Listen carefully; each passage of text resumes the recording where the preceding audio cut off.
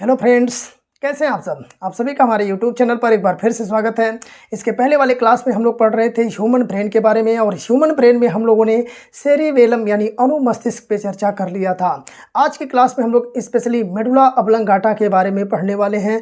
Medulla oblongata को shortcut में हम लोग MO से व्यक्त करते हैं। मेडुला ऑब्लंगाटा क्या करता है, तो यह मुख्य रूप से अनैच्छिक क्रियाएँ यानी इनवॉलेंट्री रिएक्शंस को कंट्रोल करने का कार्य करता है। यानी मेडुला ऑब्लंगाटा जो होता है वह अनैच्छिक क्रियाओं को कंट्रोल करता है। अब अनैच्छिक क्रियाएं क्या होती हैं, तो आप बताएंगे ऐसी क्रियाएं जो हमारी इच्छा से ना हो, जो हमारी इच्छा से ना हो, स्वतः होती हो, ऐसी ही क्रियाओं को हम लोग अनैच्छिक क्रियाएं या इंग्लिश में इनवॉलेंट्री रिएक्शंस के नाम से जानते हैं। यानी हम कह सकते हैं कि इनवॉलेंट्री रिएक्शंस या अनैच्छिक क्रियाएं ऐसी क्रियाएं होती हैं जो अपने आप स्वतः होती रहती हैं, उसमें हमारा कोई वश नहीं होता है। ऐसी ही क्रियाओं को हम लोग इनवॉलेंट्री रिएक्शंस कहते हैं। यह दो प्रकार की होती हैं। यानी इनवॉलेंट्री रिएक्शंस दो प्रकार की होती हैं। इनवॉलेंट्री रिएक्शंस दो प्रकार की होती है। इसे हम लोग हिंदी में अनैच्छिक क्रियाएं कहते हैं। अनैच्छिक क्रियाएं, अनैच्छिक क्रियाएं। अब नाम से ही स्पष्ट है, अनैच्छिक, अन मतलब नहीं, मतलब जो आपकी इच्छा से ना हो। यानी ऐसे क्रियाएं जो आपकी इच्छा से ना हो उसे ही हम लोग अनैच्छिक क्रियाएं कहते हैं। यह जो अनैच्छिक क्रियाएं होती हैं यह दो प्रकार की होती हैं। कितने प्रकार की? दो प्रकार की। एक होता है आपका वाइटल, क्या होता है तो आप बताएंगे वाइटल रिएक्शंस होता है। एक होता है वाइटल रिएक्शन, दूसरा होता है एसेसरी रिएक्शंस। क्या होता है तो आप बताइएगा एसेसरी रिएक्शंस। ठीक है, एसेसरी रिएक्शंस क्या होता है भाई, तो आप क्या बताएंगे? एसेसरी रिएक्शंस को हम लोग हिंदी में कहते हैं सहायक। क्या कहते हैं? सहायक क्रियाएं, सहायक क्रियाएं। ठीक। और वाइटल रिएक्शंस को हम लोग हिंदी में कहते हैं जैविक क्रियाएं। जैविक क्रियाएं कहते हैं, जैविक क्रियाएं कहते हैं। अब आपसे कोई पूछे जैविक क्रियाएं क्या होती हैं, तो आप बताएंगे जैविक क्रियाएं ऐसी क्रियाएं होती हैं जिसके अब्सेंस में इंसान की मौत हो जाती है। क्या हो जाती है? मौत। अब्सेंस मतलब होता है अनुपस्थित। अनुपस्थित यानी यह ऐसी क्रियाएं होती हैं कि अगर ये एब्सेंट हो जाएं या ये अनुपस्थित हो जाएं तो इंसान की मौत हो जाती है। अब वाइटल रिएक्शंस के अंतर्गत कौन कौन सी क्रियाएं आती हैं, तो इसके कुछ उदाहरण आप लिखेंगे। जैसे पहला उदाहरण आप लिखेंगे, क्या लिखेंगे? रेस्पिरेशन। क्या लिखेंगे? रेस्पिरेशन या रेस्पायरेशन, इसी को आप कहते हैं। जैसा भी प्रोनाउंसिएशन आप कर लें। रेस्पायरेशन को हम लोग हिंदी में कहते हैं श्वसन। क्या कहते हैं? श्वसन कहते हैं। ठीक। दूसरा उदाहरण आप लिख सकते हैं इसके अंतर्गत, क्या लिख सकते हैं तो आप लिखेंगे डाइजेशन। क्या लिखेंगे? डाइजेशन। इसे हिंदी में आप लोग कहते हैं पाचन। पाचन। तीसरा उदाहरण आप लिख सकते हैं एक्सक्रिएशन। एक्सक्रिएशन माने होता है उत्सर्जन। क्या होता है भाई? उत्सर्जन होता है। ठीक है। इसके अलावा चौथा आप लिख सकते हैं ब्लड सर्कुलेशन। क्या लिख सकते हैं? Blood circulation. ब्लड सर्कुलेशन का मतलब क्या होता है? रुधिर परिसंचरण। क्या होगा? रुधिर परिसंचरण, इसका हिंदी होता है। ठीक है। अगला नेक्स्ट क्या लिख सकते हैं? 5वें नंबर पे आप लिख सकते हैं heart beat. Heart beat. Heart beat मतलब होता है हृदय का धड़कना। हृदय का धड़कन या हृदय धड़कना, धड़कन। ठीक है, हृदय का धड़कन या हृदय का धड़कना, धड़कना कर लीजिए, हार्ट बीट। ठीक है। तो जैविक क्रियाएं क्या होती हैं? ऐसी क्रियाएं होती हैं जिसके अब्सेंस में यानी अनुपस्थिति में इंसान की मौत हो जाती है, मृत्यु हो जाती है, डेथ हो जाती है। किसकी? इंसान की। कौन कौन सी क्रियाएं? जैसे रेस्पिरेशन हुआ, डाइजेशन हुआ, एक्सक्रीशन हुआ, ब्लड सर्कुलेशन हुआ, हार्ट बीट। आप इंसान ही नहीं कह सकते हैं बल्कि जितने भी जीवधारी होते हैं सबकी बातें कर सकते हैं कि जितने भी संसार में जीव हैं, जो लिविंग ऑर्गेनिज्म हैं, जो जीवित हैं, ऐसे सभी इंसानों में अगर ये जैविक क्रियाएं रुक जाएं तो इंसान की या किसी भी जीवधारी की मौत हो सकती है। कौन कौन सी वो क्रियाएं हैं? रेस्पिरेशन है, डाइजेशन है, एक्सक्रिएशन है, ब्लड सर्कुलेशन है, हार्ट बीट है।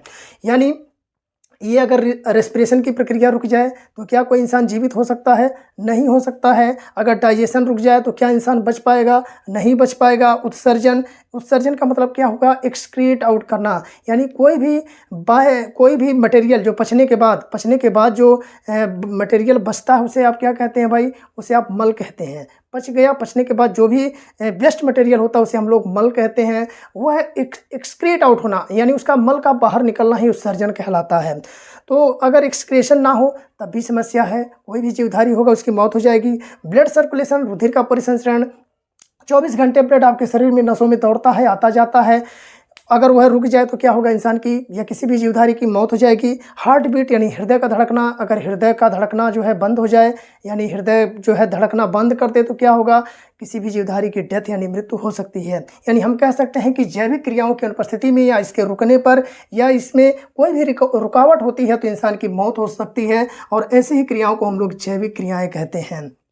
ठीक है, यह क्रियाएं क्या है? ये सभी की सभी अनैच्छिक क्रियाएं हैं, यानी यह आपकी इच्छा से नहीं चलती हैं। क्या श्वसन आपकी इच्छा से चलता है? नहीं चलता है। क्या सांस को आप रोक सकते हैं भाई?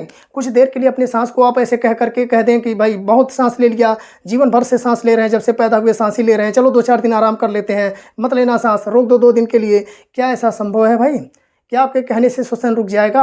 नहीं रुकेगा। इसीलिए तो इसे हम लोग अनैच्छिक क्रिया कहते हैं, क्योंकि आपकी इच्छा से नहीं हो रहा है कि आपने कह दिया तो सांस जो है श्वसन की प्रक्रिया होगी, चलेगी, और जैसे आपने कह दिया वह रुक जाएगा। ऐसा संभव है? नहीं है। पाचन, पाचन अगर आपने कह दिया पचने के लिए, मान लीजिए आपने खाना खाया और आप कह दें अपने जो है जो भी अंदर के डाइजेस्टिव पार्ट हैं आप उनसे कह दीजिए कि बहुत पाचन कर लिया, हमेशा पाचन करते रहते हो, चलो 2-4 दिन आराम कर लो, आज का खाना आप 2 दिन बाद पचाना। क्या ऐसा संभव है? वो आपकी इच्छा से नहीं चलेगा। यानी जो भी उसकी प्रक्रिया है, जो भी उसकी क्रियाएं हैं, जो भी उसका प्रोसेस है, वो कंटिन्यू चलता रहता है, उस पर हमारा बस नहीं होता है, हमारा नियंत्रण नहीं होता है। ऐसे ही क्रियाओं को हम लोग क्या कहते हैं? अनैच्छिक क्रियाएं कहती हैं, जिस पर अपना बस ना हो, कंट्रोल ना हो। ऐसी ही क्रियाओं को आप क्या कहेंगे? तो आप बताएंगे इससे हम लोग अनैच्छिक क्रियाएं कहते हैं। और ये 2 टाइप की होती हैं, वाइटल और एसेसरी। वाइटल में क्या आता है? जैसे respiration, digestion, excretion, blood circulation और हार्ट बीट। अब जैसे मान लीजिए उत्सर्जन है, क्या उत्सर्जन को, एक्सक्रेशन को आप रोक सकते हैं? अगर आपको मल या पेशाब की फीलिंग हो रही है तो क्या आप उसको रोक सकते हैं? नहीं रोक सकते हैं। यानी एक्सक्रेशन की प्रक्रिया को हम कभी भी नियंत्रित नहीं कर सकते हैं, कभी भी कंट्रोल नहीं कर सकते हैं। तो कंट्रोल कौन करता है? Medulla oblongata. कौन करता है भाई? तो आप बताएंगे इसे कंट्रोल कौन करता है? Medulla oblongata. किसे? रेस्पिरेशन को भी, डाइजेशन को भी, एक्सक्रेशन को भी, ब्लड सर्कुलेशन को भी और हार्ट बीट को। इन सभी को कंट्रोल करने का कार्य कौन करता है भाई? तो आप बताएंगे इन सभी को कंट्रोल करने का कार्य मेडुला ऑब्लंगाटा करता है। ठीक है। अब जैसे ब्लड सर्कुलेशन है, 24 घंटे खून आपके शरीर में, आपकी नसों में दौड़ता रहता है। क्या इसको आप रोक सकते हैं? क्या आपकी इच्छा आज हुई कि चलो बहुत दौड़ लिया, खून दिन भर नसों में दौड़ता है, 2 दिन के लिए रोक लेते हैं, चलो 2 दिन रुक जाओ, आराम कर लो, फिर 2 दिन बाद परसों से दौड़ना खून। क्या ऐसा संभव है कि खून को आप कह देंगे और खून जो है आपकी नसों में दौड़ना बंद कर देगा? ऐसा नहीं है। अगर बंद कर दिया तो फिर खतरा है आपके लिए। ठीक है। इसके अलावा हार्ट बीट, आपका हृदय 24 घंटे धड़कता रहता है, 24 घंटे बेचारा काम करता है, 1 सेकंड के लिए भी आराम नहीं करता है।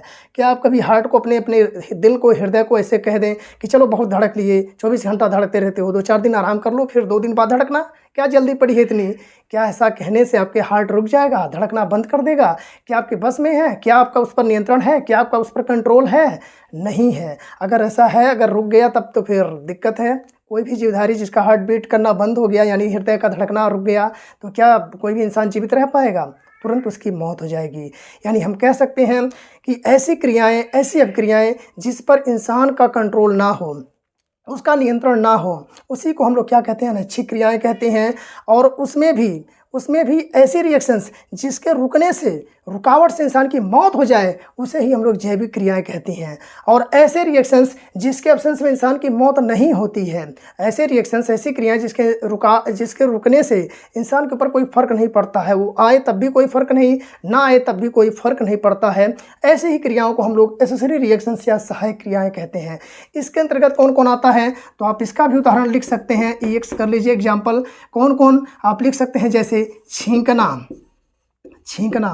ठीक है। अब छींक आपको आ रहा है, ठीक है, छींक आपको आए ना आए, क्या आपके ऊपर कोई फर्क पड़ेगा? नहीं पड़ेगा। क्या आप जो है छींक अगर आ जाए तो क्या इंसान की मौत हो जाएगी, और ना आए तो क्या इंसान की मौत हो जाएगी, नहीं होगी। लेकिन क्या छींक आपके कहने से आएगा, नहीं आएगा। जब उसको आना होगा तभी आएगा, आपके बुलाने से थोड़ी आएगा कि छींक आ जाओ छींक आ, मुझे छींक आ जाओ। क्या ऐसा संभव है, नहीं। क्या जो है आप ये भी कह सकते हैं कि मुझे कभी छींक मत आना, ऐसा दोबारा जो है अगर आ गए छींक तो फिर ठीक नहीं है। क्या ऐसा संभव है, नहीं है। ना तो आपके कहने से छींक भागेगा, ना तो आपके बुलाने से आएगा, यानी इस पर आपका नियंत्रण नहीं है। इसीलिए तो इसको हम लोग अनैच्छिक क्रिया कहते हैं। अनैच्छिक का मतलब अनमाने नहीं, यानी जहाँ पर आपकी इच्छा ना चले, है ना। अनैच्छिक यानी जो दूसरे की इच्छा से हो, आपकी इच्छा से ना हो। तो दूसरे की इच्छा किसकी इच्छा है, मेडुला ऑब्लंगाटा। नियंत्रण किसका होता है, छींकने पर, मेडुला ऑब्लंगाटा का। और इधर भी हमने बताया कि रेस्पिरेशन पर भी नियंत्रण किसका है, मेडुला ऑब्लंगाटा। पाचन, उत्सर्जन, रुधिर परिसंचरण, हृदय का धड़कना, इन सभी पर कंट्रोल कौन करता है, तो आप बताएंगे मेडुला ऑब्लंगाटा। यही नियंत्रित करके रखता है, यही इसको फिक्स बना कर रखता है, ठीक है। इसी तरह छींकने पर भी कंट्रोल किसका होता है, मेडुला ऑब्लंगाटा का, ठीक। और क्या हो सकता है, डकार लेना। क्या, डकार लेना। अब आप लोग डकार लेते हैं, सभी लोग डकार लेते हैं। अब बताइए क्या डकार जो है आपकी इच्छा से आएगा, जब मर्जी आप डकार ऐसे बुला लें, चलो मुझे डकार आ जाए, हाँ। खाना खाते हैं डकार लेते हैं आप लोग, क्या ऐसा संभव है, नहीं है। क्या आप ऐसा कभी कहते हैं कि जीवन में मुझे दोबारा कभी डकार आना नहीं चाहिए, मत आना, बड़ी मार मारेंगे तुमको, क्या ऐसा संभव है कि आपके धमकाने से, डराने से वो डर जाएगा, नहीं आएगा, ऐसा नहीं हो सकता है। यानी छींकना हो, डकार लेना हो, ठीक है। या जमाई, क्या आप लिख सकते हैं, जमाई लेना, जमाई लेना। और क्या, खराटे लेना, खराटे लेना, खराटे लेना। और क्या हो सकता है, आँखों के पलकों का झपकना, आँखों का झपकना, ऐसे लिख लीजिए, आँखों का झपकना, ठीक है। और क्या हो सकता है, और क्या हो सकता है भाई इसके अंतर्गत, उल्टी आना ना, उल्टी होना, उल्टी होना। और क्या लिख सकते हैं आप, उल्टी होने के अलावा जो है, उल्टी होना और सर्दी खांसी जुकाम, सर्दी खांसी, ठीक है, जुकाम, सर्दी खांसी जुकाम, ये सभी के सभी क्या है भाई, ये सभी के सभी क्या हैं, तो एसेसरी रिएक्शंस यानी सहायक अभिक्रियाओं के अंतर्गत आते हैं। क्यों आते हैं, क्योंकि इस पर जो है नियंत्रण किसका होता है, तो पहले तो आप बताएंगे इस पर नियंत्रण किसका होता है, तो आप बताएंगे मेडुला ऑब्लंगाटा का होता है। ये क्रियाएं आपके अंदर आए या ना आए, यानी यह आपको आता है या नहीं आता है, इससे आपके ऊपर कोई फ़र्क नहीं पड़ने वाला है। यानी हम कह सकते हैं कि एसेसरी रिएक्शंस के अभाव में, एसेसरी रिएक्शंस के अभाव में इंसान की डेथ यानी मृत्यु नहीं होती है, मृत्यु नहीं होती है भाई, ठीक है। लेकिन इसके एब्सेंस में इंसान की मृत्यु हो जाती है, मृत्यु हो जाती है, ठीक है। तो यही फ़र्क है दोनों में, इसको आप याद रखेंगे। यानी अगर जैविक क्रियाएं जो है रुकावट हुई, जैविक क्रियाएं बाधित हुई तो इंसान की मौत हो जाएगी, और अगर एसेसरी रिएक्शंस बाधित हुई, रुकावट हुई, तो कोई फ़र्क नहीं पड़ेगा, इंसान की मौत नहीं होगी।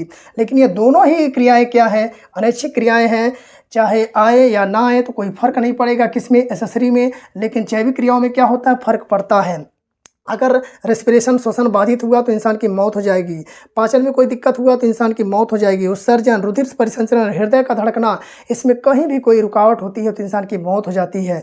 लेकिन इन सब में कोई भी फ़र्क नहीं पड़ता है। तो आपको एक बार फिर से रिवाइज करा देते हैं पूरा। हमने बताया कि जो मेडुला ऑब्लंगाटा होता है यह क्या करता है, तो यह अनैच्छिक क्रियाएं यानी जो इनवॉलेंट्री रिएक्शंस होता है उसको कंट्रोल करके रखता है, उस पर नियंत्रण बना करके रखता है। यह जो है दो टाइप की होती है इनवॉलेंट्री रिएक्शंस, कौन कौन, एक होता है वाइटल, दूसरा होता है एसेसरी रिएक्शंस। वाइटल रिएक्शंस को हम लोग जैविक क्रियाएं कहते हैं और एसेसरी रिएक्शंस को हम लोग सहायक क्रियाएं कहते हैं।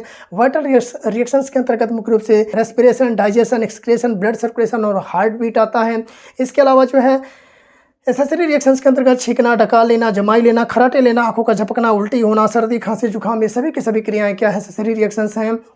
इसके अभाव में इंसान की मौत नहीं होती और इसके अभाव में इंसान की मौत हो जाती है, ठीक है। तो ये रहा पूरा का पूरा मेडुला ऑब्लंगाटा के बारे में। आशा करते हैं कि चीज़ें आपके समझ में आई होंगी। बाकी हम लोग मिलते हैं कल की क्लास में। कल हम लोग पढ़ने वाले हैं पोन्स वेरुलाई के बारे में। तो आज के लिए बस इतना ही, बाकी मिलते हैं कल की क्लास में। तब तक के लिए आप सभी को जय हिंद, वंदे मातरम।